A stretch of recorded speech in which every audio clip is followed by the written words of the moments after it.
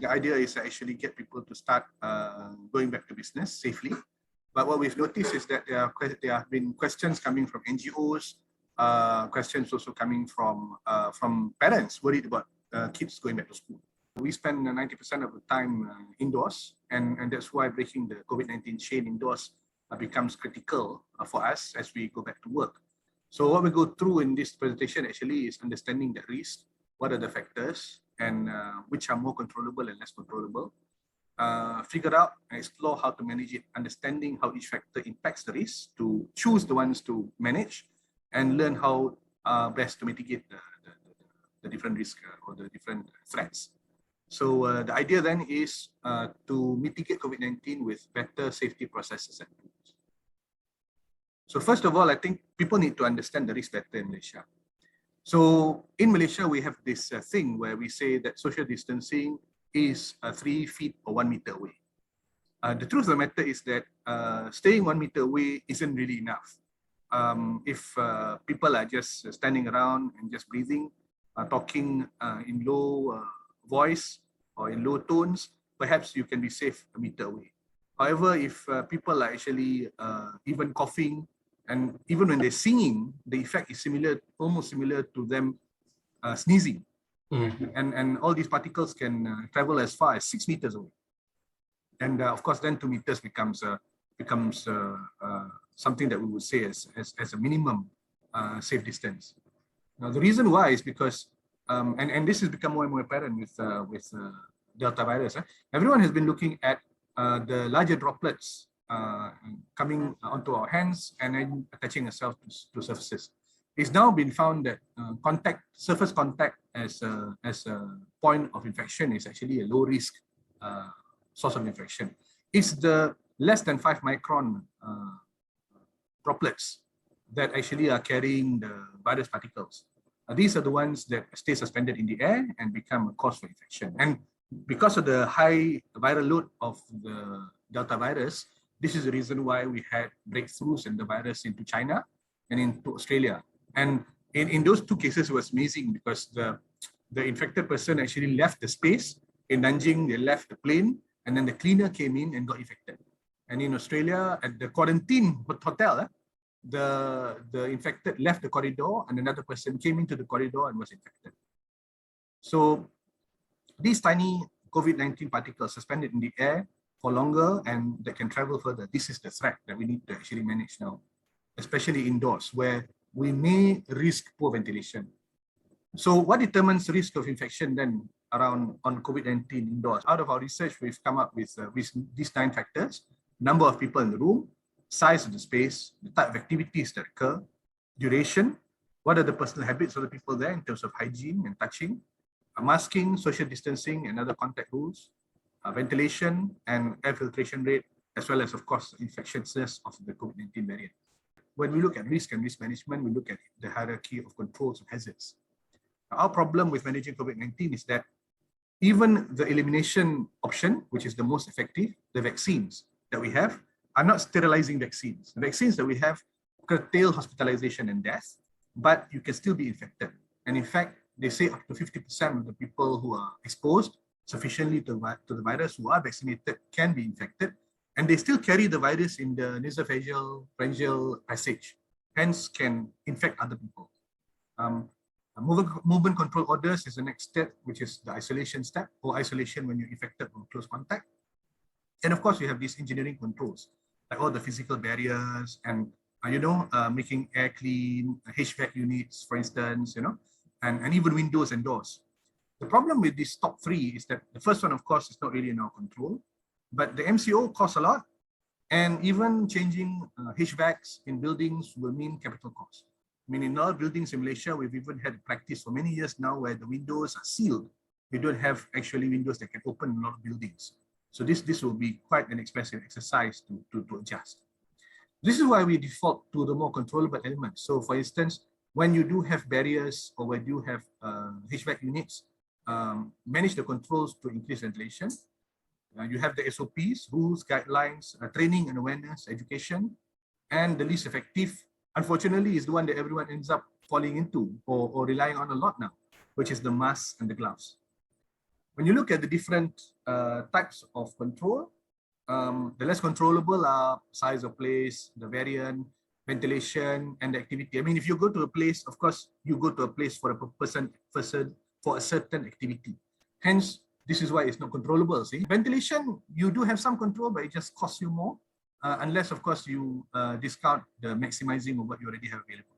So where you can do more control is around the number of people, duration of stay, social distancing, and masking.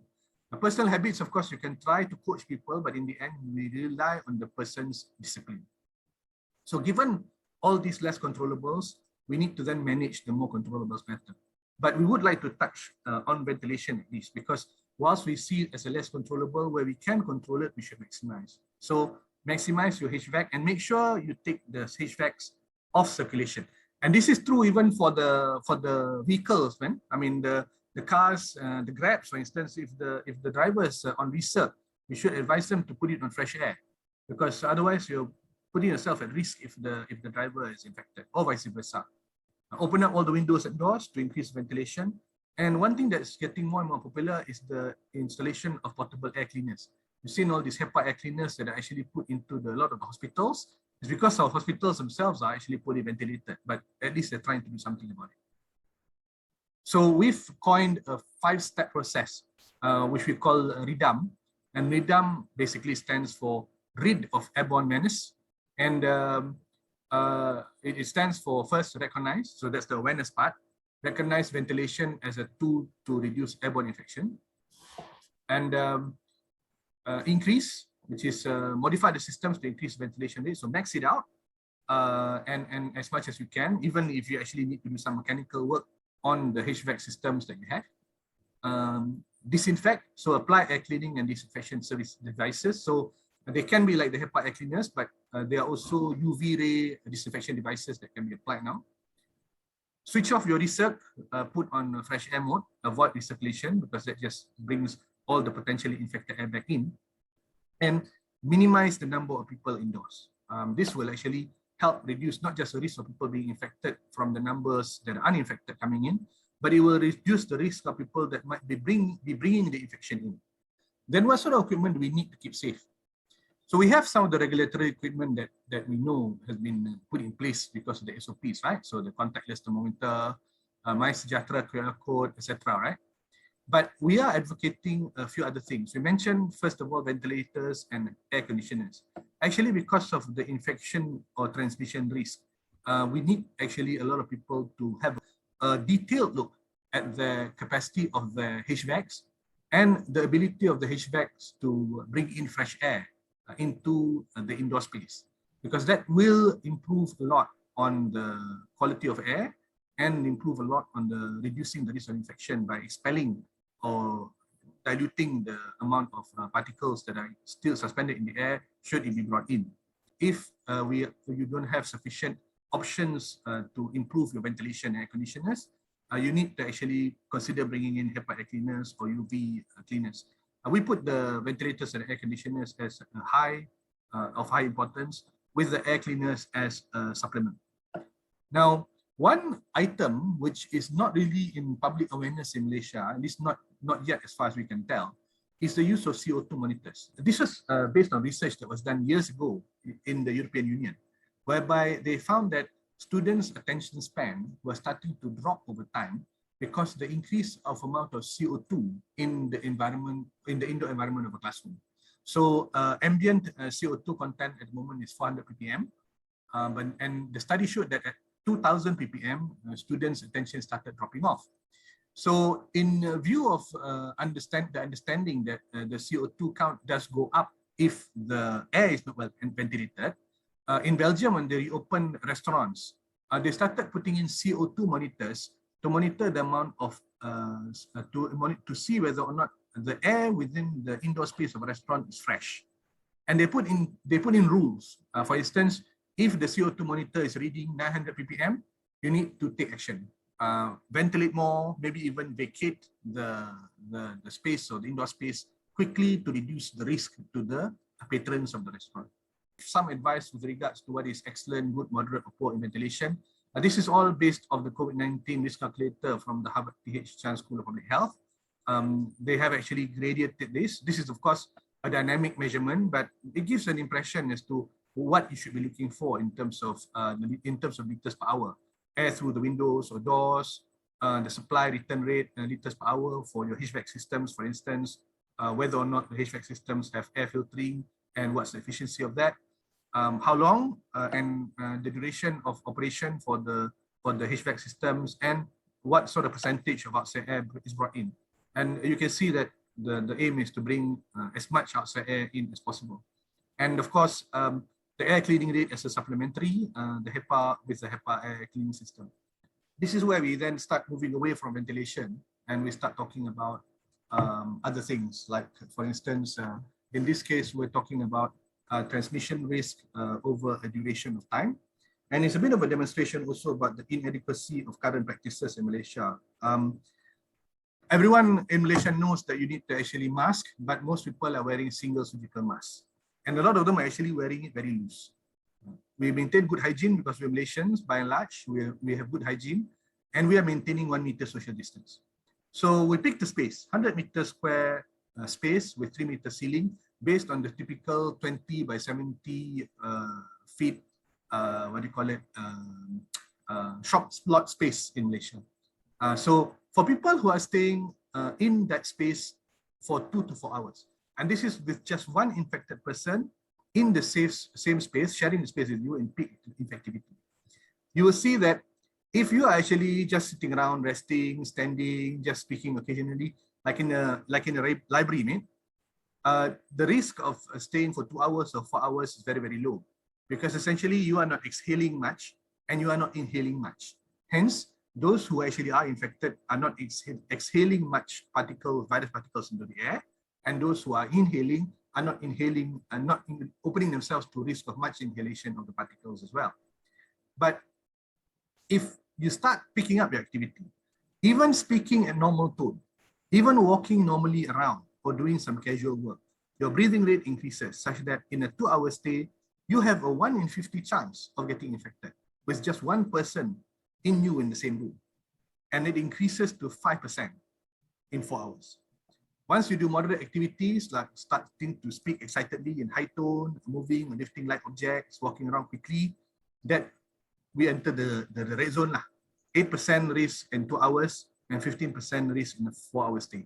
And once you're doing intense activity, and this is not just lifting things and carrying around, singing, shouting, dancing is seen as intense, because the intensity here translates to intensity in breathing, inhaling and exhaling. And you get a 1 in 4 chance of being infected in a 2-hour stay, and almost 50% chance of being infected in a 4-hour stay. And mind you, this is with the surgical mask on, and this is with 1 meter social distancing. And this also is not for the Delta virus. We likely will see it higher when there are high viral load variants like Delta. And why is that? People will then challenge back. Why is that? The reason is this. People in Malaysia, when we wear surgical masks, we realize, or we know we're supposed to keep it tight. Problem is, as time goes by, it loosened up.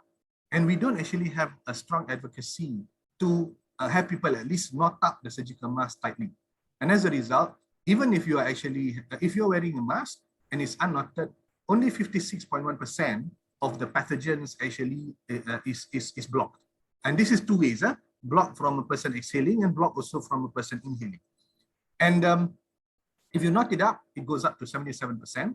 But for the sake of good practice, it's not advocated in other parts of the world, especially in the US, that you double mask, meaning you wear a surgical mask inside and a cloth mask outside. And that keeps it all nice and tight fitting. Because if it's not tight fitting, if you look at the diagram on the right, what you'll see is that all these particles, these virus particles, or these micro droplets, they all come out the sides. The sides, the top, the bottom, they just come out, they just seep out. And of course, you can also wear N95 masks, but we advocate the double mask because the N95 masks, whilst they are a bit better at about 91% efficiency, or rather 91% ability to block the hazard, however, they're expensive as disposable masks. So the double mask option looks to be more practical. And we now have advice also from Tan Sri Hisham about the application of a face shield. And it's actually consistent with what we've been saying, in that with a face shield, it potentially will add further support to your protection by reducing the risk to about reducing the amount of hazardous material up to 96% from you and into you. Okay, we did a bit of risk assessment then also in terms of this masking to give you an impression as to how good double masking can be. So comparing a single surgical mask risk matrix, where a place is ventilated from excellent to poor, same space, 130 meters squared, and with 1 meter social distancing. What you have is a scenario whereby even at excellent ventilation, the risk is quite high and intense activity as shared before. But look at the situation when the ventilation is poor. You're almost sure of being infected if you're there for 4 hours. Now, if you're double masked, the risk profile improves significantly.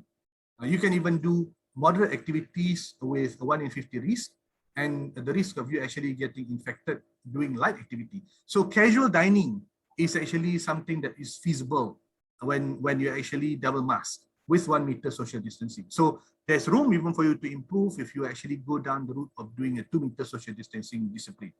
But the purpose of this comparison is just to see the appreciable improvement of infection risk if you actually double mask, all the way through to the situation when you are in a poorly ventilated space.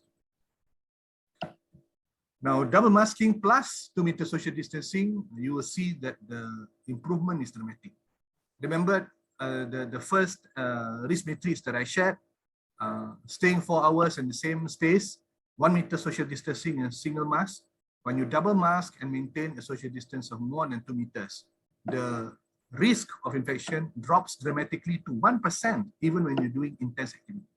Now, I have to couch that with saying that with higher viral load variants like Delta, the risk goes up. And we're still trying to research literature to figure out how far that escalation goes. Because, you know, it's not really linear. So for us to actually do a linear extrapolation of what we've read, it will be a bit unfair. So we're still figuring out ways to evaluate that. In fact, that's why in the case of what Tan Sri Nur Hisham has said regarding the face shield, we share what he said because he is an authority, but we haven't actually done analysis based on the back of this, because I think if we want to actually show analytical studies, we need a bit more credibility, like research papers. We prepared this with the backdrop of the favorite indoor space in Malaysia, which is a mamak store, to try and see whether or not they'd be interested in finding out what's a safe way of running mamak stores now. So again, assuming we can get the mamak stores which are corner lots open again and well ventilated, right? If we have a situation where occupants, which include customers and workers, practicing 2 meter social distance and 100% double masking. And if you look at the customer profile, the customers won't be able to wear the mask all the time in the mamak store. You want to eat, right? But according to the profile study we did, as long as 50 to 75% of the occupants are double masked and keep a 2 meter social distance, the risk of infection drops dramatically to about 1% or less than 1%, assuming they only do light activities or at most moderate activities in an hour. So not too excited when watching the football, bro. No singing, no shouting, no jumping around when you actually score, when your team scores a goal. But where it becomes tough for the mamak stores is that for the workers, the guidance for the employees is that if you're going to stay for 4 hours, especially if you're doing intense activities, you need to vacate the space within that 4-hour period so that you can actually keep and maintain your risk at 1% or below. So we've then got other rules as well that we can advise, like for instance, the 2M2M rule for indoor social distancing. This pairs the Australian practice of limiting the number of people in the space to 2 meters squared per person, and also applies the 2M social distance rule to how you actually build topologies in buildings or in indoor spaces. So we have some demonstrations of that for restaurants, for different sort of scenarios as well. Like for instance, you can have restaurants with stages, but just apply these rules so that you can actually put forward safe spaces. And we summarize by just indicating the main focus of the presentation, which is HVAC, the 2M2M rule, and double masking.